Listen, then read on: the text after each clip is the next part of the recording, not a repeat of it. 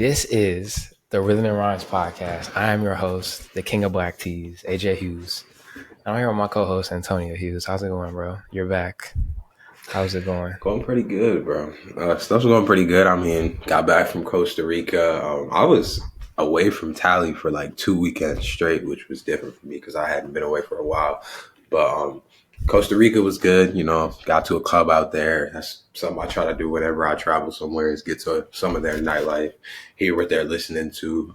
After that, came back for school. I had to do application and like the whole process for Collegiate 100, which is basically just an extension of 100 Black men at the college level. And I just basically started doing the process for that, like the application, getting recommendation letters. And I was applying to jobs still. It's still tough in Tally to find stuff, but that I was hitting a lot of people about like doing content for them and editing and stuff like that. But otherwise, I mean, I'm doing pretty good, pretty good. My team just won the SWAC championship. Michigan just won the Big Ten. Can't nobody talk to me. I didn't know that. Yeah, bro. Yeah, I didn't know that. That's smooth, though. That's smooth. I wanted to start off with a section where it's maybe not hot or not. I don't know. We don't have a name for this section yet, but I listen to a lot of music from around the world that I don't think you're necessarily hip to. Not all of it. Mm-hmm. So I'm going to bring some of it to you, play some of it for you, and just see what you think. And you let me know. I'm going to just play 30 seconds, and you just give me your honest opinion.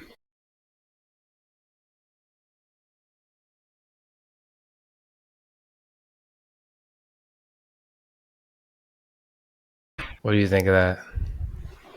I think that's fire. Personally, sometimes I'll be sitting there with the UK music and I'm like, I can see why people can't listen to this because some of it don't be digestible. Some of it you can't understand if you haven't heard it before. Like if it doesn't hit your ear right the first time. I feel like that's why like Sench and Dave have been able to blow like that because they made it digestible. But I like that song. Who was that?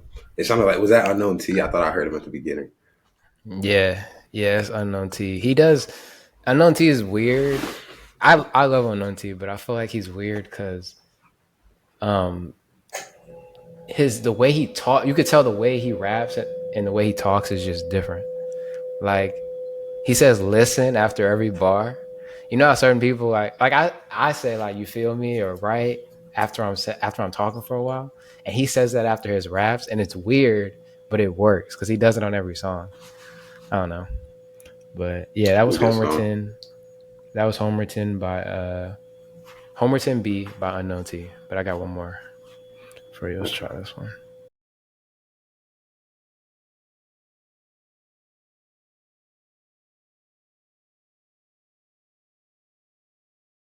What did you think of that one?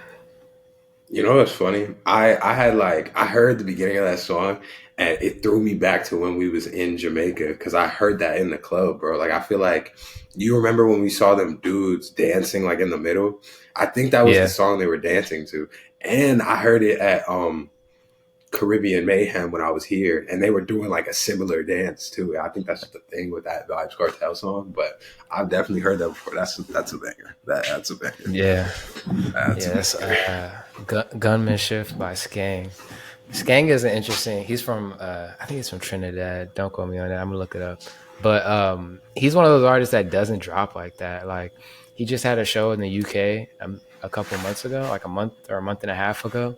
And I knew somebody that went, and they said his performance was really bad, and he wasn't there for that long. He didn't have a ton of people show up, and to hear her, like, she was really disappointed because he has a lot of fans over there. You know what I'm saying? Mm-hmm. So I'm definitely excited to see more of him putting more music out because he just put out. He did a song on Nicki Minaj's last, like, what was it called, like Queen Radio. There's a song called Little Miss that she like remixed or whatever, sort of like how she did the Skilly Bang song. But he's got singles that people fuck with, and I fuck with that song. I listen to it a lot. But yeah, that's Gunman Shift by Skang. We'll see how this goes. I'm going to try and find some like real weird stuff that I don't think you've heard. I'm surprised that you remembered that one, but that's dope.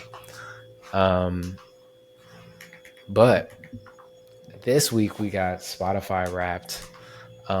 Everybody's got released. Mine got released. I thought it was interesting seeing everybody post their top five and the songs that were um, that made their playlist. But I want to ask you, like, who were your top five artists? Who were your top five songs? And then were there any surprises that you saw in like the wrap up or the playlist that they made you? I feel like my playlist did not reflect my top five. Like I feel like Drake for me just always gonna be in there. Like this was one of them years with Drake that I was sitting there like I feel like people just don't get it. Like, and I was just it would be like every other day I'm sitting here going back to one of those old Drake albums from the past couple of years. Like people just don't understand this. But my top five was Drake, Young Nudie, Gunna, Lucky, and who was my fifth, bro? I don't remember who my fifth was. I can't. Lucky Fifth was is in your top losing. five. I was not sitting here listening to Lucky like frequently. I think I was also going back into a lot of my old playlists this year, so it was like a lot of that stuff was just getting recycled. But with what my top songs are, like I really don't understand how half of them are as high as they are. Like Really? I think, yeah, like with Gunna and Nudie especially, I feel like it was a lot of the feature stuff. I obviously Gunna had that good album this year, but if I'm being honest, there was only like a couple of songs that I was frequently going back to on there, like where I was listening to them like every other day, every day, whatever. But Mike Towers was one that I was surprised wasn't in there because I was listening Really? to Mike Towers so much this year. Yes, bro. Like his album was really good, and that was one that just I felt like had got consistent burn for me. But also, I don't remember the month when it dropped, so it might have just been like a late listen to where I didn't get as many listens as some of the other stuff.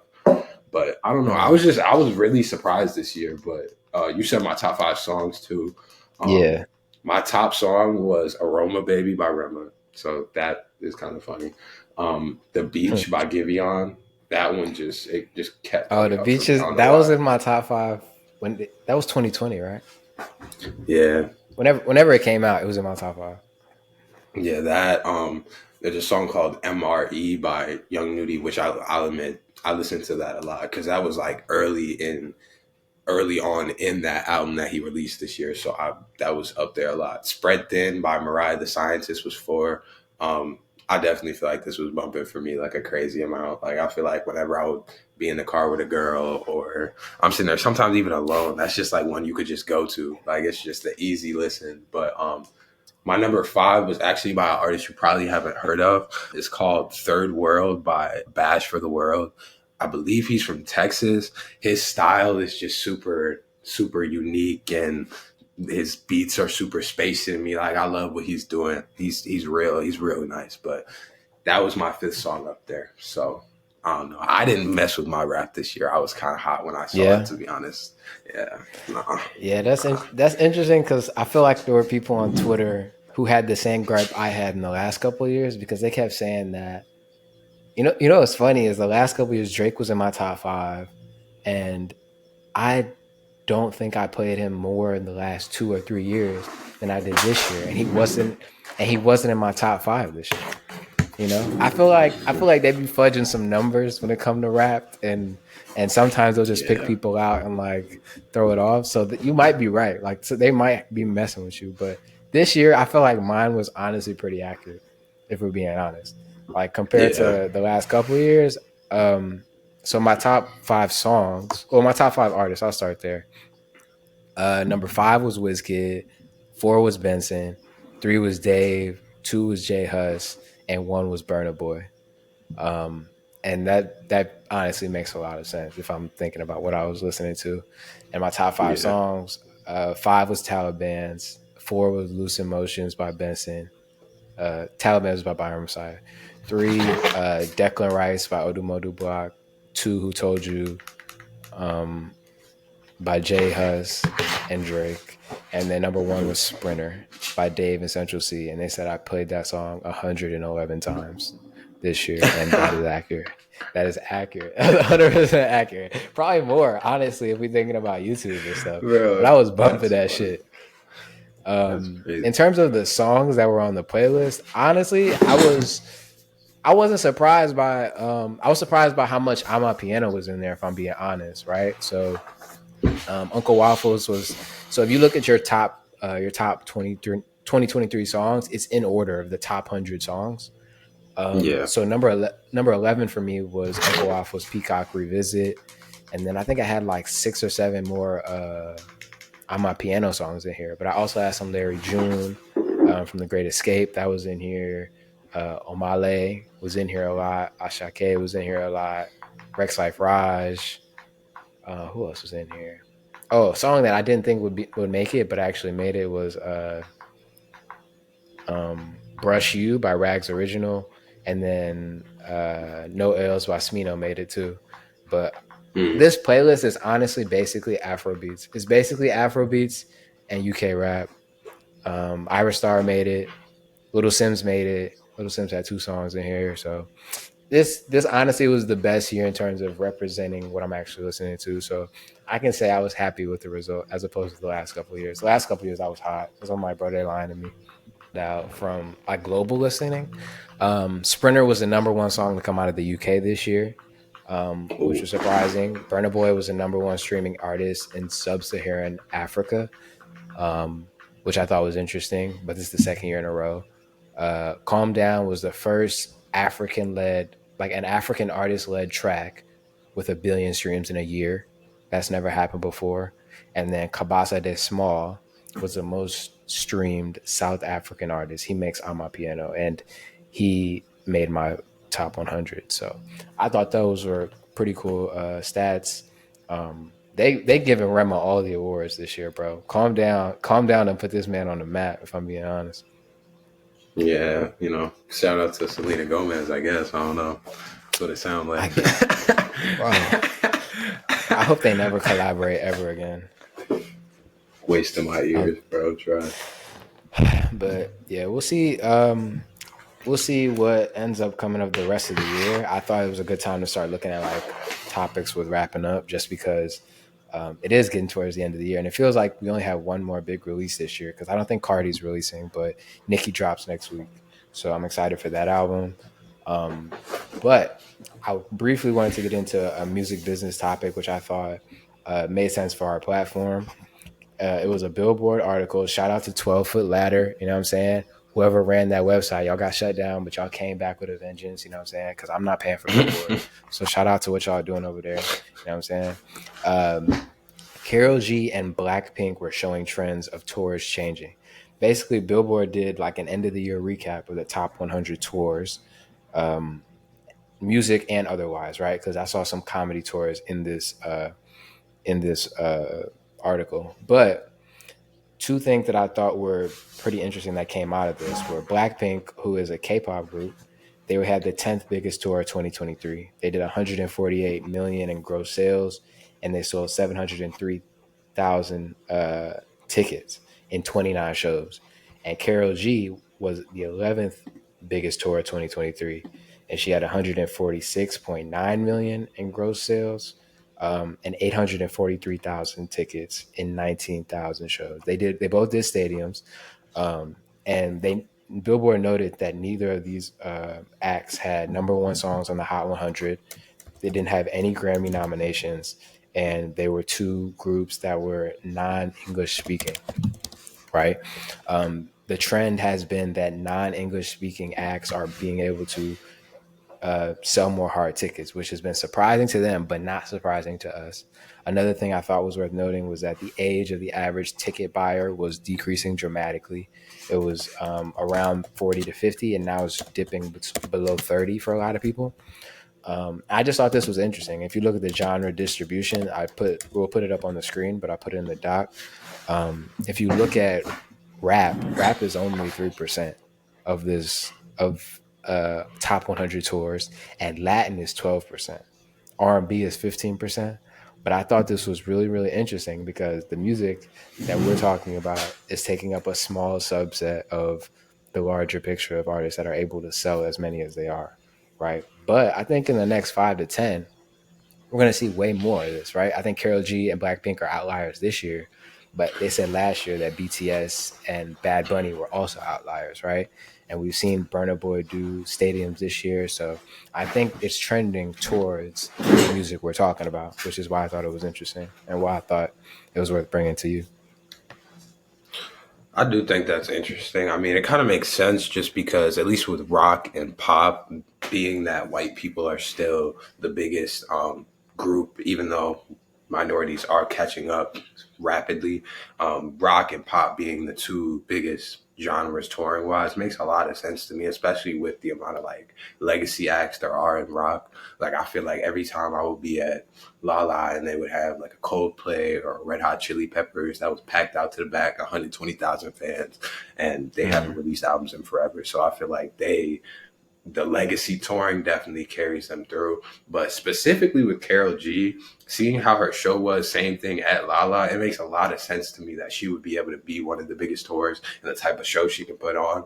And I also feel like there's a certain level of artistry and care put into shows by artists from these other places, because I feel like they're still more authentic to what music is. I feel like in the way they're making music, and I think they also keep that same energy when it comes to touring. Like, I feel like they put a lot of energy into their shows, and they put a lot of energy into their sets, and I feel like it shows when you see stuff like this. Yeah. Yeah, I think I 100% agree with you. I think that another thing that I thought was worth noting, and that sort of piggybacked off your point, was that they said the same people buying Karol G tickets in the bigger markets are the same people buying Drake tickets, right? And Oh. that just dispels the notion that only people that can sell out stadiums are English speaking artists, right? Like English, Spanish, it doesn't matter. They're both Drake and Karol G are both selling out Miami, right? And I do think that the reason that rap is so low, in terms of a stage presence type of deal and the type of music that they're making, is just not as big of a draw for people to want to go see, right? Like Hmm. Burna Boy is such a good show because he has a whole live band and he has a group of drummers that come out and do their thing. He got a group of dancers that comes with him now. You know what I'm saying? And you find that in Latin music, K-pop, they're dancing in it, right? So I do think that each artist is finding their own way, but there are some similarities with the stuff we're talking about and the artists that are showing up in these lists. But something I want to bring back next week that I gotta go to Google Translate with. I think Karol G and Bad Bunny are beefing, bro. Really? Yes, I think they're beefing. I seen some tweets where, well, there was a bar that he had that was directed towards J Balvin and Karol G and somebody else on his last project, Bad Bunny. And Karol G at her show either last night or the night before that said something about him, but it was in Spanish, so I can't I can't talk about the beef if I don't know what they're saying. So I gotta go look it up. But shout out Karol G because I want to go to a show at some point. Yeah, she was, bro. I heard like just the roar you got, and especially since you're in Chicago, a lot of Latin people are in Chicago. It made a lot of sense to me. But just like the stage presence, and I was, bro, like the length of like getting from the big stages at Lala. I was Yeah, all the way in yeah. the front at the like at the other show, and I heard her show, and then all of the people cheering from that side. Like, it was crazy, bro. She has a great show. A great show for sure. Shout out to her.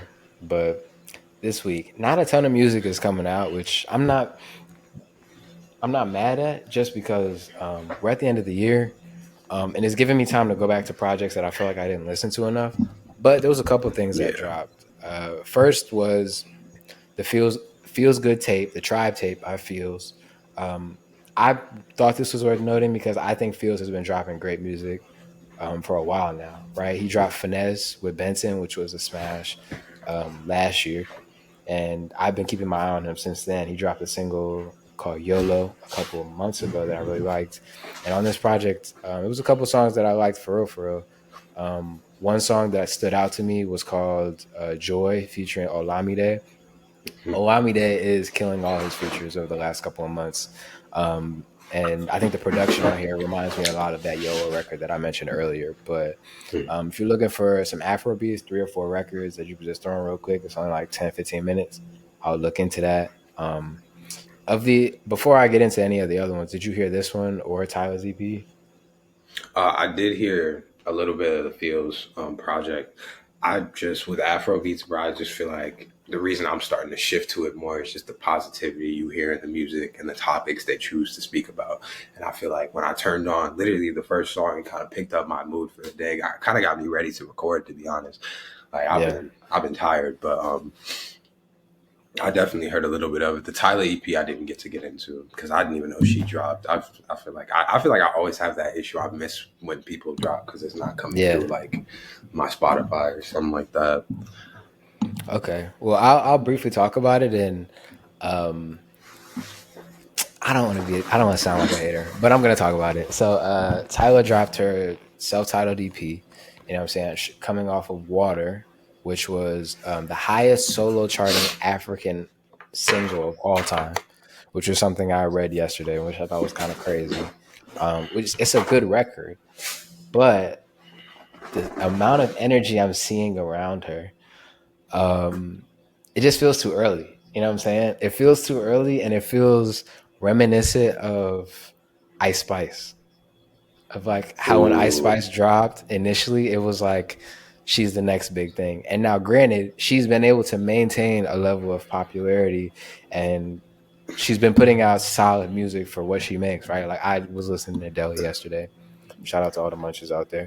Um, but this this EP is just okay, bro. It's just like there's not another water on bro. here. There's not another water on here, and I'm just like, it's all right. And the comparison I keep seeing, like, I'm gonna say this one time, but I'm not pitting women against each other. They keep saying that Tyla is better than Ira Star, and I just don't agree with that. I don't agree with that. I think Ira Star is a better artist all around. I think she has more range in her music. And I think in terms of longevity in a career, I just see Ira Star making more, like she already has a full body of work that a lot of people in Africa consider a classic at this point, right? She was the Mhm. 11th highest streaming Afrobeats artist of the year. And I just think she has a bigger career in front of her. I see why people like Tyler, but I just don't think there's enough of a track record for us to be saying she's the next big thing yet. You know what I'm saying? But it's a cool project, you know what I'm saying? Like if you liked Water, you will like the project. But it's I don't know. There's just so much hype here. I'm just a little skeptical. I think you can't expect her to make another water, especially this early. Like I feel like she really caught one, and they put a lot behind her with water, bro. Like I was hearing that song everywhere for the past 2 or 3 months. Every party I Yeah. went to, hearing it in people's radios as I'm driving through Tally. Like I'm hearing that everywhere. I heard it in the club in Costa Rica. Bro mixed it into something. Like there was a lot of push behind that song and a lot of push even behind like the TikTok part of it too, because she had the little TikTok challenge that helped a lot. But I just think it's mostly that, bro. And people like to ride that wave when it's hot. So they obviously are going to say stuff like, "Oh, she's better than Ira Star," and they don't even have the to go back and they don't have. She doesn't have the track record, bro. She doesn't have the track record to Yeah. be It's there the yet. it's the thing where it's like I don't know. I've been thinking about longevity and what it means and like popularity and being famous or becoming good at something. It's like the people that rise the fastest usually fall the fastest. That's just Yeah, how it works. And so like Ira Star has made herself into a star, no pun intended, but um she's on a slow climb and she had a hit single in Rush that came out this year. So it's not like she didn't have she hasn't had a water yet, but she had a hit single in Rush. So like, I don't want to pit them against each other because they do seem to like each other. They have a song together, which is good. But yeah, this EP is just okay. The last two drops that I wanted to get into, Lover and Friend. Kaytranada is about to drop his album. I'm hyped. I'm so hyped. He said the album is coming soon. But two songs, Lover and Friend is the first one, which is with Rochelle Jordan. That one's cool, but I really want to talk about the second song on here, which is "Stunting" with Chanel Trace. Um, that record is a bop, bro. Kaytranada, he has like his production allows so much room for artists to get busy, bro.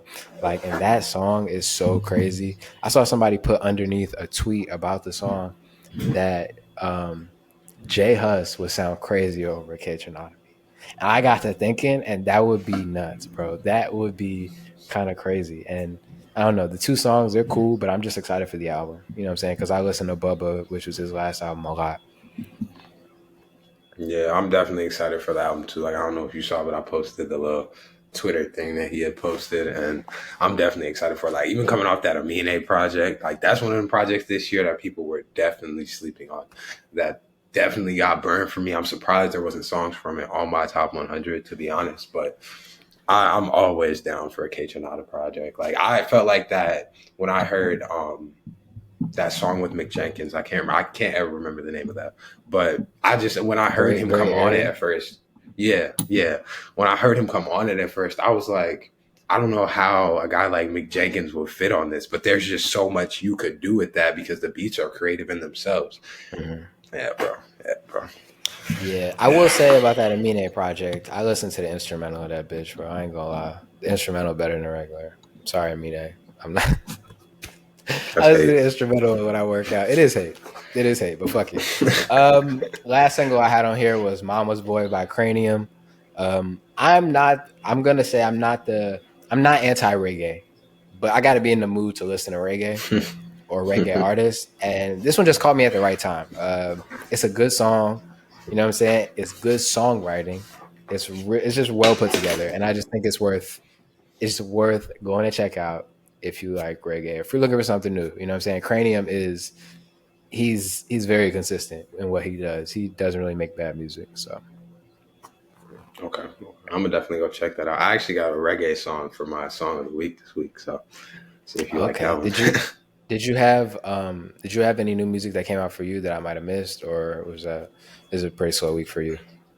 It was a very slow week for me, honestly. I feel like there was a project that came out that I heard, but I honestly didn't hear anything new besides I was Okay. listening to that Kaytranada thing before you put it on there, but the rest of the stuff, hey, man, I missed a lot this week if there was stuff. Yeah, I'm trying to. There was other stuff that dropped that I just didn't think was worth mentioning. If I'm being honest, Odomodu Black dropped the deluxe. Um, Mm. and there's an artist. He's an artist from the Caribbean named Masika. He dropped an album, and I'm gonna come in here. I'm gonna have a moment about Def Jam again, because Def Jam is not a rap label anymore. Def Jam is not a rap label anymore. They're signing and I'm not mad at it, Mm. but they're not signing rappers anymore. So I just No, wanted to, but I yeah. believe that. I believe that. Only album I will mention, sorry, before you go, um, Conway did drop a project that I'm gonna go listen to after this. He dropped it Oh, a with conductor, Conductor. right? Yeah, Yeah, I so didn't I listen gotta to it check yet. that out.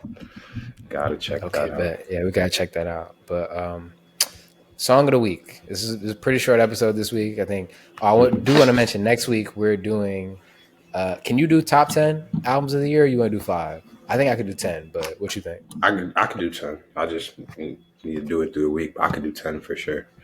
Yeah. Okay. Well, next week that'll be the main topic: top 10 albums of the year. I did see another music business topic, which I started putting on here, but then there was so much legal stuff in there. It was hard for me to really put it. I wouldn't be able to come in here and explain it today. But basically, uh, Europe is trying to decrease the amount of money that streams are worth for American artists in Europe. I got to figure out how to better Wow. like bring it here, but it's a lot of like legal jargon that I had to read through that I only got halfway through the article. But I think I'm gonna talk about that next week. Anyway, what is your song of the week for the people? What do you have for the people this week? So my song of the week actually comes with a little story time. So I'm sitting there in the club in Costa Rica, and it was kind of crazy because the way they had it split up, I didn't even know there was two other rooms in the club, right? And that's pretty Mm-hmm. normal for a bigger club, but I wasn't expecting that from them because from the outside that club looked super small. But I got on the outside and there was a DJ out there. I got on the there was like an inside part that almost looked like a little trap house, to be honest. And they was mostly playing like reggaeton, like trap in there, honestly. But I was walking back, about to get my drink, and I just hear dun dun die die die die. I just see everybody start going crazy, and I look around, and I'm like, I was like, this isn't even like reggaeton. This isn't Spanish music. It was a reggae song. So my song of the week, it's an older song. It's called Die Die by Macca Diamond, and then I got another song to go along with that. It's called Honor Roll. Same artist. She's out of Jamaica. She's fire, honestly, and I think y'all should go check that out. Die What was the Die. second one? It was called Honor Roll by Macca Diamond, Macka Diamond. Yeah. Okay. All right, bet. Yo. I'm gonna check those out. Text them to me so I can listen to them separate. But I know you're gonna put them in the episode. Yeah, I got you. My song this week, I found it yesterday. Shout out to Maya, my TikTok mod. If you know, you know.